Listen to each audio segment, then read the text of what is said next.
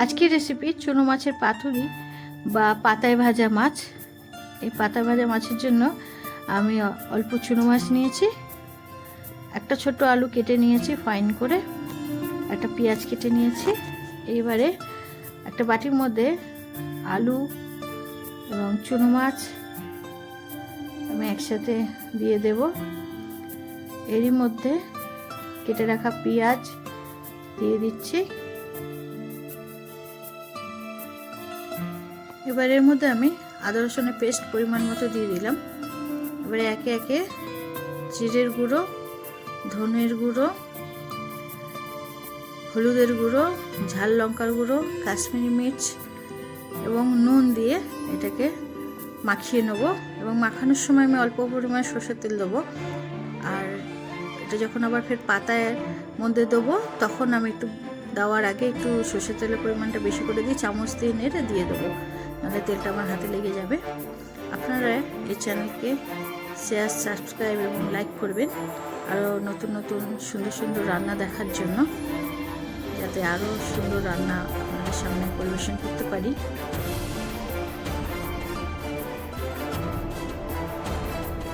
সুন্দর করে মাখিয়ে নিলাম। এবার কলার পাতার মধ্যে আমি সর্ষের তেল মাখিয়ে নেব। এবার আমি একটা গ্যাসের উপরে তাওয়া বসিয়ে নিয়েছি। এবার এই তাওয়ার মধ্যে আমি প্রথমে একটা কলা পাতা দিয়ে দিলাম, আবার এর উপরে আর একটা কলা পাতা আমি দিয়ে দেবো।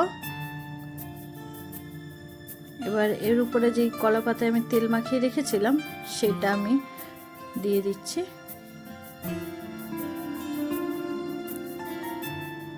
এবার এর উপরে যে মাছটা আমি সব মশলা মাখিয়ে রেখে দিয়েছিলাম সেই মাছটা এর মধ্যে দিয়ে সুন্দর করে স্প্রেড করে দিতে হবে বা ছড়িয়ে দিতে হবে। যতদূর পর্যন্ত তাওয়া আছে সেই লেভেলে ছড়িয়ে দিতে হবে। এর মধ্যে একটু তেলটা একটু দিয়ে দিতে হবে, কারণ তেল না থাকলে মাছটা ঠিক ভালো হবে না।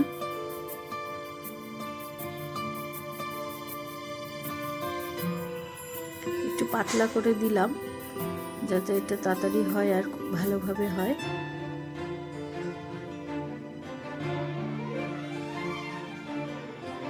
এবারে এর উপরে আমি একটা ঢাকনা দিয়ে 5 মিনিটের জন্য ঢেকে দেবো। 5 মিনিট পর আমি ঢাকনাটা তুলে নেব। এখন 5 মিনিট পর আমি ঢাকনা তুলে কিছুক্ষণ ভেজে নিয়েছি। উঠে দেখেছি নিচের পাতাটা পুড়ে পুড়ে গেছে। তখন আমি ওই উপরের যে পাতার মধ্যে মাছটা দিয়েছিলাম সেটা টেনে একটা প্লেটের মধ্যে নামিয়ে নিয়েছি আর নিচে পাতাগুলো ফেলে দিচ্ছি। আর আবারও আমি সেই একইভাবে পাতা দিয়ে দিচ্ছি, 2টো পাতা দিয়ে দিলাম। এই 2টো পাতার উপরে সেই তেল মাখানো পাতাটা আবার দিয়ে দিলাম, কারণ এই মাছের উল্টো পিঠটা এখনও হয়নি, যে দিকটা উপরে ছিল, তাই সেই দিকটা করার জন্য যে প্লেটের মধ্যে যে আমি নিয়ে নিয়েছিলাম ওটাকে আবার উল্টো করে দিলাম। এবার এই পাতাটা আমি তুলে নেব।